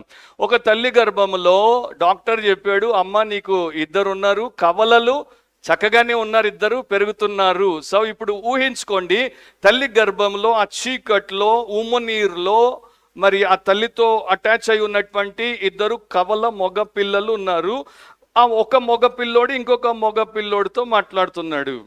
ఏమంటున్నాడు? పుట్టిన తర్వాత కూడా జీవితం ఉంటుందని నువ్వు నమ్ముతున్నావా? మొదటోడు అడిగాడు ఈ ప్రశ్న. రెండోవాడు ఏమంటున్నాడు? ఏయ్ జోక్ అయ్యొద్దు, ఒక్కసారి చుట్టూ చూడు, ఈ గర్భమే సర్వస్వం, ఈ ద్రవం ఉమ్మ నీరు లేకుండా మనం బయట ఎట్లా బతకగలం? ఈ బొడ్డు తాడు లేకుండా అసలు మనకు శ్వాస ఎట్లా ఆడుతుంది? బయట లోకమే లేదు. జోకెయ్యొద్దు. మీరు చెప్పండి, బయట లోకం ఉందా లేదా? చెప్పండి. ఈ సద్దుకాయలు చేసేది కూడా ఇంతే లోకం. బతుకున్నంత వరకే, శ్వాస ఉన్నంత వరకే, నాడికి ఆడినంత వరకే, గుండె కొట్టుకున్నంత వరకే లోకం. తర్వాత ఇంకేమి లేదు. పరలోకం లేదు, నరకం లేదు, తిరిగి లేవడం లేదు, దేవుడి ముందు నిలబడడం లేదు. సో ఇక్కడ మనకి తెలుసు, జీవితానికి అది గర్భము అనేది అంతము కాదు, అది జీవితానికి ప్రారంభం. వారు దాని తర్వాత గర్భంలో నుండి బయటకు వచ్చినప్పుడు బయట ఎంత పెద్ద వెలుతురుతో, ఎంత విశాలమైన అందమైన గొప్ప లోకం ఉందో వారు తెలుసుకుంటారు. సో ఆ యొక్క చిన్న గర్భంలో ఉన్నప్పుడు బయట ఏమీ లేదు అని పిల్లలు ఎట్లా అనుకుంటారో, అట్లాగే సద్దుకైలు తర్వాత జీవం లేదనుకుంటున్నారు. సో ఒక కామెంటేటర్ దాని గురించి ఇట్లా అంటాడు, సద్దుకైలు చేసిన పొరపాటు ఏమిటంటే వారు నిత్యత్వాన్ని ఈ తాత్కాలిక కాలంలో ఇరికించడానికి ప్రయత్నించారు. నిత్యత్వాన్ని, ఇటర్నిటీని ఈ ప్రెజెంట్ టైంలో ఇరికించడానికి ప్రయత్నించారు.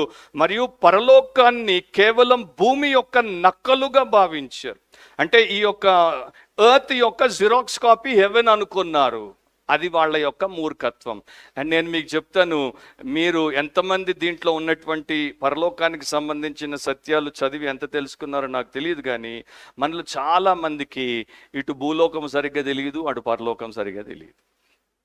భూలోకము సరిగ్గా తెలియదు, పరలోకము సరిగ్గా తెలియదు.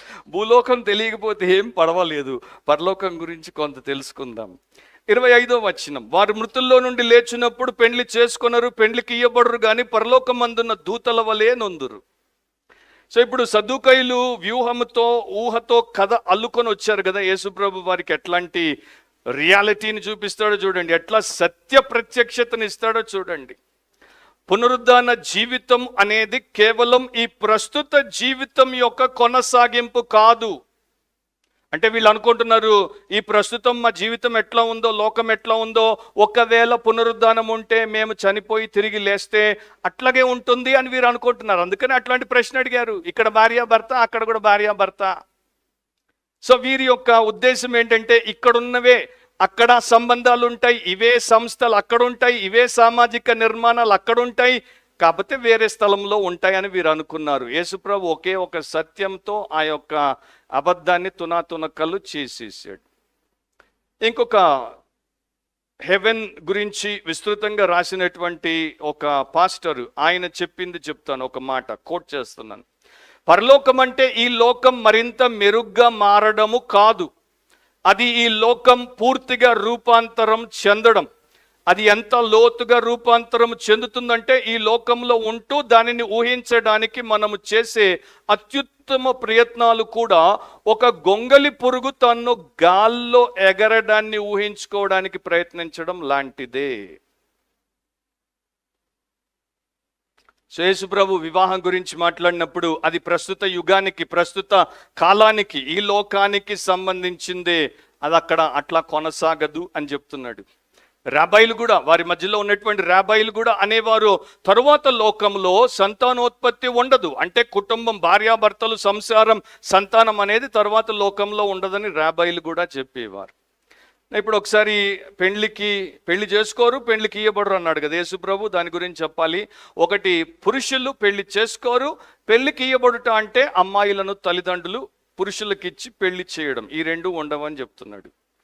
లూకాలో 20వ అధ్యాయంలో 34-35లో ఇదే సమాంతర భాగం ఉంది, ప్యారలల్ అక్కడ ఉంది. అక్కడ ఇట్లా యేసుప్రభు చెప్పాడు. లూకా 20:34-35. అందుకు యేసు, ఈ లోకపు జనులు పెండ్లి చేసుకొందురు, అది అండర్లైన్ చేసుకోండి, ఈ లోకపు జనులు పెండ్లి చేసుకొందురు, పెండ్లికి ఇయ్యబడుదురు, కానీ పరమును మృతుల పునరుద్ధానమును పొందుటకు యోగ్యులని ఎంచబడిన వారు పెండ్లి చేసుకొనరు, పెండ్లికి ఇయ్యబడరు. సో ఇప్పుడు ఒకటి అర్థమైపోయింది, భూమి మీద మన జీవితము ఎర్త్లీ లైఫ్, ఇటర్నల్ లైఫ్, హెవెన్లో మనము రిజరెక్ట్ అయిన తర్వాత ఉండబోయేటువంటి జీవితానికి బొత్తిగా మనము అసలు పోల్చుకోలేకుండా ఉంటుంది. చాలా శ్రేష్టంగా, చాలా శక్తివంతంగా, చాలా పరిశుద్ధంగా, మన ఊహకు అందకుండా ఉంటుంది. ఒక మాట ఇక్కడ నేను చెప్పాలి, చాలా మందికి ఇప్పటికే డౌట్లు వస్తాయి. పరలోకంలో ఇక మేము భార్యాభర్తల్లాగా ఉండమా? నాకు ఇంత మంచి భార్య దొరికింది, నాకు అంత మంచి భర్త దొరికాడు, సో వీరితో నా బంధం ఇంతవరకేనా అని ఇక నానా రకాలు. కొంతమంది అయితే పరలోకంలో ఇక సెక్స్ ఉండదా, అయ్యో ఏం చేద్దాం ఇక అని ఎన్నో రకాలైనటువంటి ప్రశ్నలు మాలాంటి బోధకులను అడిగి మా జుట్టు ఊడిపోయేటట్టు చేశారు. వాటికి నేనేం జవాబులు చెప్పేటువంటి టైం ఇది కాదు. కానీ 3 వాక్యానుసారమైనటువంటి సత్యాలు మీ ముందు పెడతా. ఒకటి, ఈ యుగములో వివాహ వ్యవస్థ ఎందుకు, ఆ యుగములో ఎందుకు అవసరం లేదు. ప్రాథమికంగా 3 కారణాలు ఇక్కడ భూమి మీద. మొదటిది, ఒంటరితనము మరియు అవసరాలతో కూడినటువంటి ప్రపంచంలో మనకు తోడు అవసరం, సహచర్యం అవసరం, కంపానియన్షిప్ అవసరం. అందుకని ఇక్కడ వివాహాన్ని దేవుడు పెట్టాడు. రెండవది, మానవ జాతిని కొనసాగించడానికి సంతానోత్పత్తి అవసరము. అందుకని ఆదామవ్వల్ని చేసిన తర్వాత మీరు సంతానమును కలిగి భూమిని నింపండి అని దేవుడు చెప్పాడు. మూడవది ఏంటి, ఇక్కడ మనము నైతికంగా బతకాలంటే ఎవరికి వారి కుటుంబం ఉండాలి. ఒక పురుషుడికి ఒక స్త్రీ భార్యాభర్త బంధంలో మరి దేవుడి చేత నియమించబడాలి. అట్లాంటి ఒక వారసత్వాన్ని, సామాజిక నైతికతను, క్రమాన్ని కలిగి ఉండడానికి అది ఇక్కడ అవసరం. మరి అక్కడ ఉన్నటువంటి ప్రాచీనమైనది ఆ యొక్క పునరుద్ధాన యుగంలో ఈ 3 తిరిగిపోతాయి. ఈ 3 రూపాంతరం చెందుతాయి. మొదటిదేంటి, మనము దేవుని యొక్క పరిపూర్ణ పరిశుద్ధ సన్నిధిలో ఉంటాం, ఆయనతో అన్యోన్య సహవాసంలో ఉంటాం. ఏది మనకు దేవుడికి మధ్యలో ఉండదు, కనుక మనం ఒంటరి వారం కాము. మనం ఇంకొక మనిషి తోడు అవసరం అక్కడ ఉండదు. ఫస్ట్ పాయింట్ అది. రెండో పాయింట్ ఏంటి, రెండవది ఏంటంటే ఈ లోకంలో సంతానాన్ని మనము కలిగి వాటితో లోకాన్ని నింపాలి. అక్కడికి దేవుడి పిల్లలు మొదటి మనిషి నుండి చివరి మనిషి దాకా దేవుడి పిల్లలందరూ పరలోకంలోకి వచ్చారు. దేవుడి కుటుంబం కంప్లీట్ అయిపోయింది. ఇక దేవుడికి పిల్లలు అవసరం లేదు, కనుక అక్కడ సంతానం ఉండదు, కాన్పులు ఉండవు. మూడవది ఏంటి, ఇక దేవుని యొక్క ఈ లోకంలో ఉన్నటువంటి సామాజిక వ్యవస్థ, ఈ లోకంలో ఉన్నటువంటి క్రమం, ఈ లోకంలో ఉన్నటువంటి వారసత్వం ఈ లోకంతో అంతరించిపోతాయి. దేవుడి లోకంలో దేవుడే సార్వభౌముడు. అండ్ దేవుని యొక్క నూతనమైనటువంటి ఆ పరలోకంలో ఆయన యొక్క వ్యవస్థ ఉంటుంది. దానికి ఇవి అవసరం లేదు. సో ఎఫెసీ 5వ అధ్యాయంలో యేసుక్రీస్తు వరుడు, సంఘము వధువు, అండ్ అది అవినావ సంబంధముగా మనకు చూపించబడింది. మనందరికీ అది ఒక మాదిరి, మనం అట్లా ఉండాలని దేవుడు మనల్ని ఆజ్ఞాపించాడు. కానీ అక్కడ అది అవసరం లేదు, ఎందుకంటే అక్కడ పరిపూర్ణతలోనికి వస్తాం. అంటే దీని అర్థము ఇంకా పరలోకంలో మనము ఒకరినొకరం ప్రేమించుకోం, ప్రేమ అనేది ఉండకుండా పోతుంది, ముగిసిపోతుందని కాదు. ప్రేమే శాశ్వతమైనది. దేవుడు ప్రేమ స్వరూపి అయి ఉన్నాడు. సో ప్రేమ అనేది ఉంటుంది. కాకపోతే ఒక భక్తుడు అన్నట్టు అది అత్యుత్తమ భూ సంబంధమైన వివాహము ఎన్నడూ అందించలేనంత గొప్పదైన ఉన్నతమైన స్థితిలో సంపూర్ణమైన ప్రేమగా ఉంటుంది. గనుక ఆ లోకంలో దేవుడి యొద్ద ఇవి అవసరము లేదు. ఇప్పుడు కొంతమంది ఇక్కడ యేసుప్రభు వారు దేవదూతల వలె ఉంటారు అన్నందుకు చనిపోయిన తర్వాత అందరూ దేవదూతలు అయిపోతారు అని కొంతమంది అనుకున్నారు. అట్లా యేసుప్రభు ఏం చెప్పట్లేదు. 2 మాటలు చెప్తాను. చనిపోయిన మనిషి దయ్యం అవ్వడు, చనిపోయిన మనిషి దేవదూత అవ్వడు. కొంతమంది మన దేశంలో అంటారు కోరికలు తీరకుండా చచ్చిపోతే దయ్యమై ఇక్కడే దొరుకుతుంటాడని. అదంతా నాన్ సెన్స్. బైబిల్ ప్రకారం చచ్చిన మనిషి దయ్యం అవ్వడు, చచ్చిన మనిషి దేవదూత అవ్వడు. చనిపోయిన మనిషి ఎట్లా ఉంటాడు? లూకా 20:36లో యేసుప్రభు అంటున్నాడు, వారు పునరుద్ధానంలో పాలివారై ఉండి దేవదూత సమానులను దేవుని కుమారులై ఉందరు గనుక వారికను చావ నేరరు. సో ఇక్కడ లూకాలో స్పష్టంగా ఉంది, దేవదూత సమానులు. మనుషుల్ని దేవుడు ఒక ఉద్దేశం కొరకు, ఒక గమ్యం కొరకు సృష్టించాడు. దేవుడు దూతలను మరొక ఉద్దేశం కొరకు, మరొక గమ్యం కొరకు సృష్టించాడు. సో వారి యొక్క ఫంక్షన్ వేరు, వారి యొక్క మరి పర్పస్ వేరు, వారి యొక్క అన్ని విషయాలు వేరు. ఎవరు వారిలాగే ఉంటారు. కాబట్టి దేవదూతలను పోలి ఉంటారు అంటే దేవదూతలకు మరణం ఉండదు. ఇక ఈ మనిషి తిరిగి లేచిన తర్వాత ఎన్నటికీ మరణించడు. రెండవది, దేవదూతలు ముఖ్యంగా స్పిరిట్ బీయింగ్స్ గనుక, ఆత్మజీవులు గనుక ఆత్మీయంగా వారు ఉన్నట్టు ఈ మనుషులు కూడా ఇక ఆత్మీయులుగా ఉంటారు. ఈ శారీరక, ఈ బయోలాజికల్ అంటే మన జీవ సంబంధమైనటువంటి విషయాలకు లోబడి ఉండరు. అండ్ దేవదూతలు సంతానోత్పత్తి చెయ్యరు, అంటే దేవదూతలు పిల్లల్ని కనరు, కనుక వీరు కూడా అట్లాంటి స్థితిలో ఉండరు. నా ఒక ప్రశ్న, దేవదూతలు సెక్స్లెస్ కదా, జెండర్లెస్ కదా, అంటే దేవదూత ఆడ మొగ తెలియదు కదా, వారు మరి ఒకరితో ఒక స్త్రీతో పోలేరు కదా అన్నది ఇంకొక వాదం. దాని గురించి చాలా పెద్ద మరి డిబేట్లు జరుగుతుంటాయి. అది ఇక్కడ మనము చెప్పము, ఎందుకంటే అది ఈ సమయానికి ఈ సబ్జెక్టుకి సంబంధం లేనిది. కానీ ఒక మాట నేను చెప్పాలి, దేవుడు కేవలం ఏమంటున్నాడంటే దేవదూతలు పరలోకంలో ఎన్నడూ సంతానోత్తిని కలిగి ఉండరు అంటున్నాడు. అంతేగాని వారు పిల్లల్ని కనలేరు, వారికి సెక్స్ లేదు, ఇవి లేవు అవి లేవు అని ఏమనట్లేదు. నిజానికి వారి సెక్స్ ఏంటో కూడా బైబిల్ చదివితే గబ్రియేలు, మికాయేలు, రఫాయేలు అంటే ఏ లింగమో మనకు అర్థమైపోవాలి. సో ఆ విషయాలు దేవుడు మనకి ఎంత బయలుపరిచాడో అంతవరకే మనకి చాలు, మిగతావి మనకు అవసరం లేదు. అపోస్తలుల కార్యములు 23లో ఒక మాట ఉంది, దాన్ని చాలా మంది మరి కొందరు ఒకవైపు కొందరు ఇంకో వైపు వెళ్ళిపోయారు. దాని గురించి నేను ఒక మాట చెప్తాను, వివరించను. అపోస్తలులు 23:8లో సదూకయులు పునరుద్ధానము లేదనియు దేవదూత అయినను ఆత్మ అయినను లేదనియు చెప్పుదురు, కానీ పరిసయ్యులు రెండును కలవని ఒప్పుకొందురు. సో ఇక్కడ సద్దూకైల యొక్క డాక్ట్రిన్ గురించి కొంతమంది అందుకనే బ్లాంకెట్ స్టేట్మెంట్ చేస్తారు. ఏమంటారంటే సద్దూకైలు 3 నమ్మరు, 1 పునరుద్ధానాన్ని నమ్మరు, 2 దేవదూతల్ని నమ్మరు, 3 ఆత్మల్ని నమ్మరు అంటారు. కానీ మీరు జాగ్రత్తగా చూస్తే అక్కడున్న వ్యాకరణాన్ని చూస్తే పరిసయ్యులు రెండును కలవని ఒప్పుకొందురు. ఆ రెండేంటి మళ్ళీ ఎప్పుడైనా చెప్తాను. ఆ రెండేంటి, మోస్ట్ ఆఫ్ ద పీపుల్ నమ్మేది ఏంటంటే దేవదూత, ఆత్మ. ఎందుకంటే 9వ వచనంలో అప్పుడు పెద్ద గొల్లు పుట్టెను, పరిసయ్యులు పక్షముగా ఉన్న శాస్త్రులలో కొందరు లేచి ఈ మనుషుని యందు ఏ దోషమును మాకు కనబడలేదు, ఒక ఆత్మ అయినను దేవదూత అయినను అతనితో మాట్లాడి ఉంటే మాట్లాడి ఉండవచ్చునని చెప్పుచు తగువులాడిరి. సో బేసికల్లీ మీరు ధర్మశాస్త్రాన్ని తీసుకుంటే, మోషే 5 గ్రంథాలను తీసుకుంటే దాంట్లో దేవదూతల ప్రస్తావన ఉంది. ఆదికాండం 16లో దేవదూతే హాగారుకి దేవుడి యొక్క సహాయం అందించింది. దాంట్లో మనం చూస్తాము దేవదూతలు మరలా 32వ అధ్యాయంలో యాకోబు దేవదూత విషయం గురించి రాయబడింది. అట్లా మనం చూస్తే ఓల్డ్ టెస్టిమెంట్ మోషే రాసిన దాంట్లోనే దేవదూతలు ఆత్మల సంగతి ఉంది. మరి అట్లాంటప్పుడు లూకా అపోస్తలుల కార్యములు రాసినప్పుడు ఏం చెప్తున్నాడంటే మనము బైబిల్ బయటికి వెళ్ళాలి, చరిత్రలో చూడాలి. పరిసయ్యులు ఎస్కటాలజీ అంటే చివరి అంత్య దినాల గురించి విపరీత బోధలు కల్పించుకున్నారు. ఆ బోధలకి సంబంధించి ఆ కాలంలో ఉండేటువంటి మరి దేవదూతల్లాగా ఆత్మల్లాగా వచ్చేటువంటి అంశములను ఈ సద్దూకయులు తిరస్కరించారు. ఇప్పుడు ఈ ఆత్మలు మానవ ఆత్మలా లేకపోతే దయ్యపు ఆత్మల, దాని గురించి కూడా 2 అభిప్రాయాలు ఉన్నాయి. అది ఏ ఆత్మ అయినా కూడా వీరు ఒక మొండి పట్టు పట్టారు, మరణం తర్వాత జీవము లేదు గనుక మరణం తర్వాత ఇక ఆత్మ అనేది దేవదూతగా కానీ మరో రూపంలో కానీ ఉండదు అనేది వీరి యొక్క ఉద్దేశం. అపోస్తలుల కార్యములు 23కి వచ్చినప్పుడు మిగతా వివరాలు మనం చూద్దాం. సో సద్దూకయ్యులు ఏంటంటే రేషనలిస్టులు అన్నమాట, హేతువాదులు. సో వీళ్ళు ఏమంటారు, మనిషి యొక్క జీవితము దేహం ఉన్నంత వరకే, ప్రాణం ఉన్నంత వరకే, వాడికి ఆత్మీయ జీవితం లేదు. వాడు చనిపోయిన తర్వాత ఇక ఆత్మ చనిపోతుంది, అంటే బాడీ చచ్చినప్పుడే ఆత్మ కూడా చచ్చిపోతుంది, 2 ఒకేసారి మట్టిలో కలిసిపోతున్నాయి. తర్వాత పరలోకం లేదు, నరకం లేదు, అంతా అయిపోయింది, అసలు ఏమీ లేదు.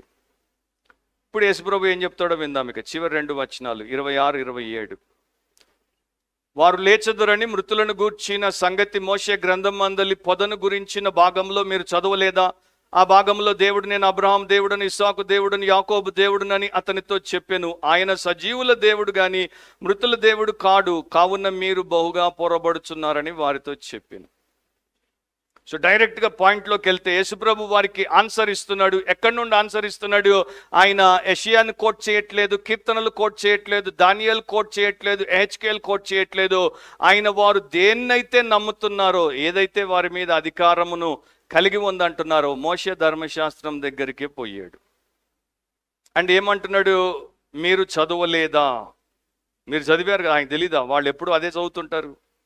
మీరు చదవలేదా అంటే ఒక రకమైనటువంటి గద్దింపు అనమాట. మీరేం ఇట్లా మాట్లాడుతున్నారు, మీరు చదవలేదా? చదివితే మీకు అర్థం కాలేదా?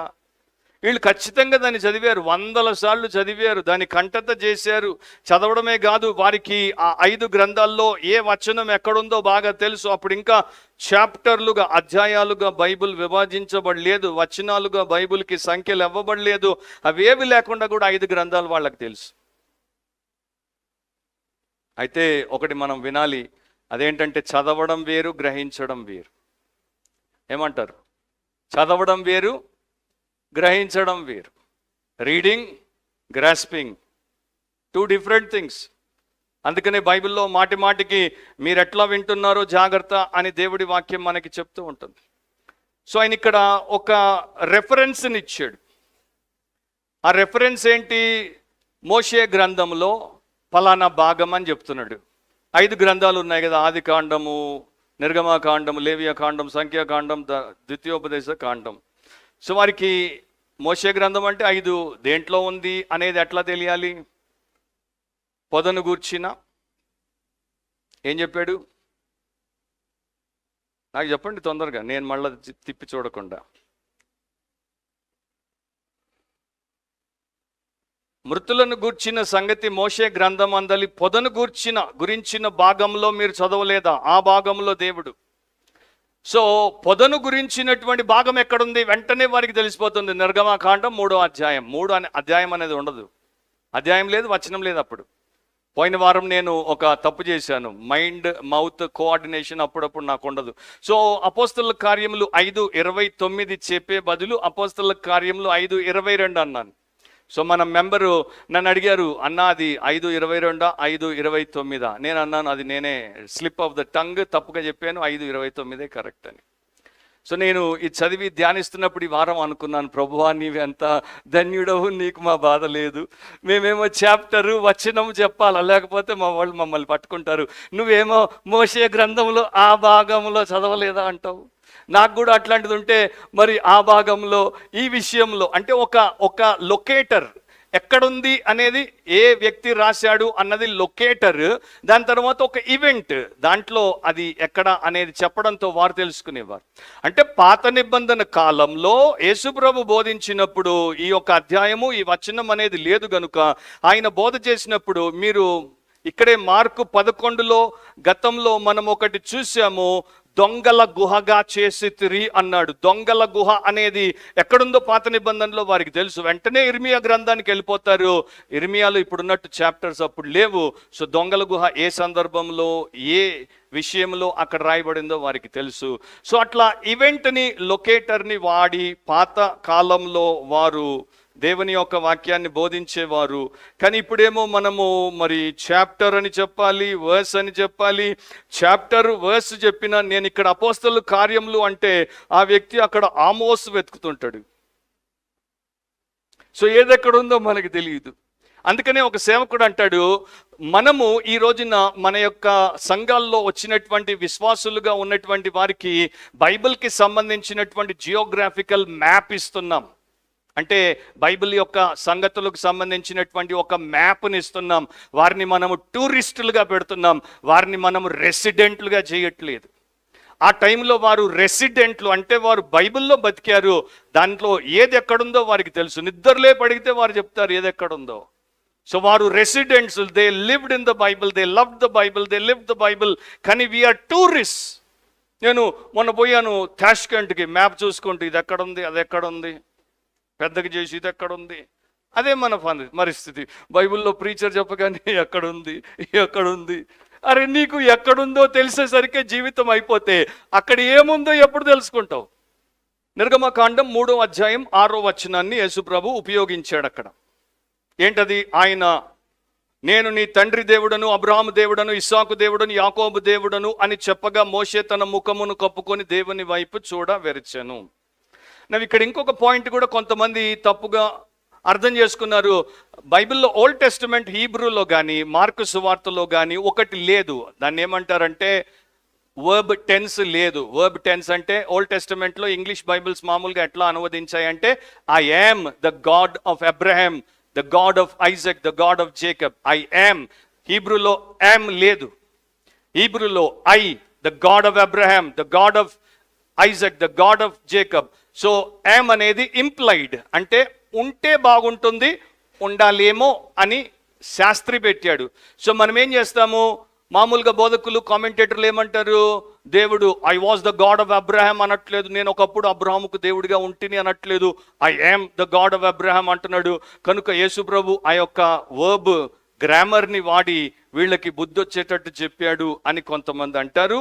యాక్చువల్గా అక్కడ ఆర్గ్యుమెంట్ అనేది రిలేషనల్ అండ్ కవనెంటల్, గ్రామాటికల్ కాదు.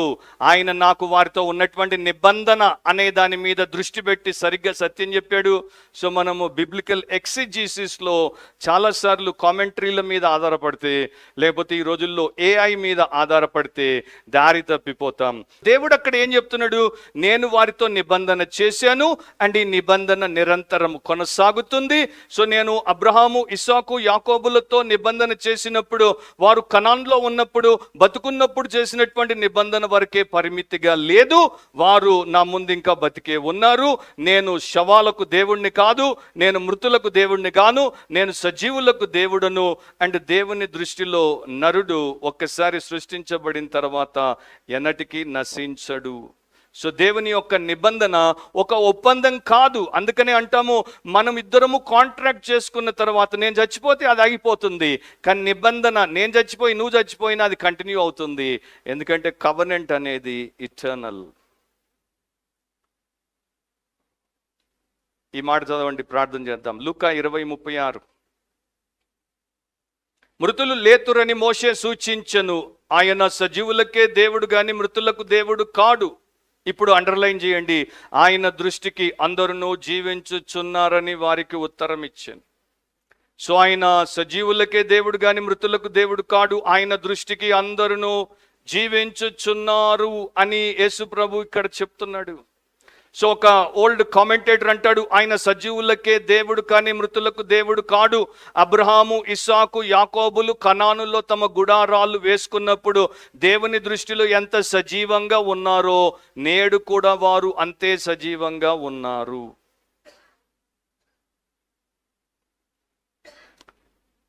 బ్రిటన్లో ఒక ఆయన ఇట్లా అన్నాడు, ఇంగ్లాండ్లో దేవుడు చనిపోయాడని మేము చెప్తాము, కానీ ఎందుకైనా మంచిదని ఆయనకు ప్రార్థన చేస్తాం. జాగ్రత్తగా వినండి, ఇంగ్లాండ్లో దేవుడు చనిపోయాడని మేము చెప్తాం, అయినా ఎందుకైనా మంచిదని మేము ఆయనకు ప్రార్థన చేస్తాం. మీరు అమెరికాలో దేవుడు బతికే ఉన్నాడని చెప్తారు, కానీ ఆయన చనిపోయినట్టే ప్రవర్తిస్తారు. ఇది మనకు కూడా వర్తిస్తుందేమో కదా. సో దేవుడు నిరంతరం ఉన్నాడు, నిబంధన నిరంతరం ఉంటుంది. ఆయన నిబంధన ఎవరితో చేశాడో వారితో ఆయన నిరంతరం ఉంటాడు. బహుగా పొరబడుచున్నారు అని యేసు ప్రభు అందుకే అన్నాడు. అండ్ ఫైనల్ వర్డ్ ఏంటి, మిగతా వారు మరి ఆయన చెప్పినటువంటి మాటలకు, జవాబుకు, బోధకు ఆశ్చర్యపోతారు, బాధపడతారు, కోపగించుకుంటారు, పళ్ళు కొరుకుతారు. కానీ ఈ యొక్క సద్దుకయ్యుల గురించి మార్కు ఏమీ రాయడు. వారు ఏమి చేయకుండా క్వైట్గా ఉన్నారు, క్వైట్గా వెళ్ళిపోయారు, సైలెంట్గా వెళ్ళిపోయారు. అంటే వాళ్ళు రిపెంట్ అయ్యారు, మారుమనసు పొందారా? పొందలేదు. వారు రిట్రీట్ అయ్యారు. అంటే వాళ్ళు అవకాశం కోసం వెళ్ళిపోయారు. తర్వాత మీరు చదువుకోండి, మత్తయి సువార్త 28వ అధ్యాయం 11 నుండి 15 వరకు. వీళ్ళే ప్రధాన యాజకులుగా ఉన్నవారు యేసుక్రీస్తును తర్వాత కుట్రపూరితమైనటువంటి రీతిలో అప్పగించి, ఆయనకు తీర్పు అన్యాయముగా తీర్పించి, ఆయన్ని సిలువ వేయించి, ఆయన్ని చంపించి, ఆయన్ని సమాధి చేసినప్పుడు ఆయన పునరుద్ధానుడైతే మత్తయి 28:11 నుండి 15 వరకు వీరు ఆయన తిరిగి లేచి సమాధి ఖాళీగా ఉంటే వీరు ఏం చేశారంట, కావలి వారిలో కొంతమంది ఆ సంగతి ప్రధాన యాజకులకు చెప్తే వీరు పెద్దలు కలిసి ఆలోచన చేసి రోమా సైనికులకు లంచం ఇచ్చి, మేము నిద్రపోతున్నప్పుడు శిష్యులు వచ్చి ఆయన యొక్క దేహమును ఎత్తుకొని పోయారని పుకారు పుట్టించండి, అండ్ మేము పైనున్నటువంటి రోమన్ అధిపతికి మేము ఆయన్ని మా వశంలో పెట్టుకున్నాం, మేము ఆయనకి ఇయ్యాల్సింది ఇస్తాం, ఆయన మా మాట వింటాడు, మీకేం ఇబ్బంది కలగదని చెప్పి అట్లాంటి ఒక అబద్ధాన్ని పుట్టించారు. వీళ్ళ ప్రాబ్లం ఎంత గొప్పదంటే, ఆయన ఒక రోజున చనిపోతాను తిరిగి లేస్తాను అన్నాడు, అట్లాగే చనిపోయాడు, తిరిగి లేచాడు, సమాధి ఖాళీగా ఉంచాడు. అయినా కూడా వీరు దాన్ని మరి ఏ రకంగా హ్యాండిల్ చేయాలో తెలియకుండా వీరేం చేస్తున్నారంటే ఈ ఘోరమైనటువంటి పాపమును ఇంకా చేస్తూనే ఉన్నారు. ముగిచ్చేద్దాం. జాన్ బన్యన్ దగ్గరికి వచ్చి ఒక ఆయన అడిగాడంటే ఇట్లాగే, అయ్యా పరలోకంలో ఇది ఉంటుందా అని. బన్యన్కి అది ఉంటుందో లేదో తెలియదు. ఎందుకంటే పరలోకంలో ఏముంటుందో ఏముండదో ఎంతవరకు సమాచారం వాక్యంలో ఉందో అంతకు మించి మనం చెప్పలేం. సో బన్యన్ అన్నాడంట, గొప్ప భక్తుడు, ఆయన అన్నాడు, నాకు తెలియదు ఏమో ఉంటుందో, కానీ నేను నీకు ఒక మంచి సలహా ఇస్తాను. అదేంటంటే, నువ్వు ఈ లోకంలో దేవుణ్ణి ప్రేమించి పరిశుద్ధంగా బ్రతుకు, రేపు చనిపోయిన తర్వాత మృతుల్లో నుండి పునరుత్థానుడు అవుతావు, దేవుడు పరలోకంలోనికి నిన్ను తీసుకెళ్తాడు, పరలోకంలోనికి పోయినప్పుడు నీ కల్లారా చూసుకో ఉందో లేదో. తలొచ్చండి. కానీ గంభీరమైనటువంటి విషయం ఏంటంటే, మనము మృతుల పునరుద్ధానమును గురించి ఎట్లాంటి అవగాహన, ఎట్లాంటి ఆలోచన, ఎట్లాంటి విశ్వాస అవిశ్వాసాలు కలిగి ఉన్న యేసు ప్రభు చాలా స్పష్టంగా చెప్పాడు.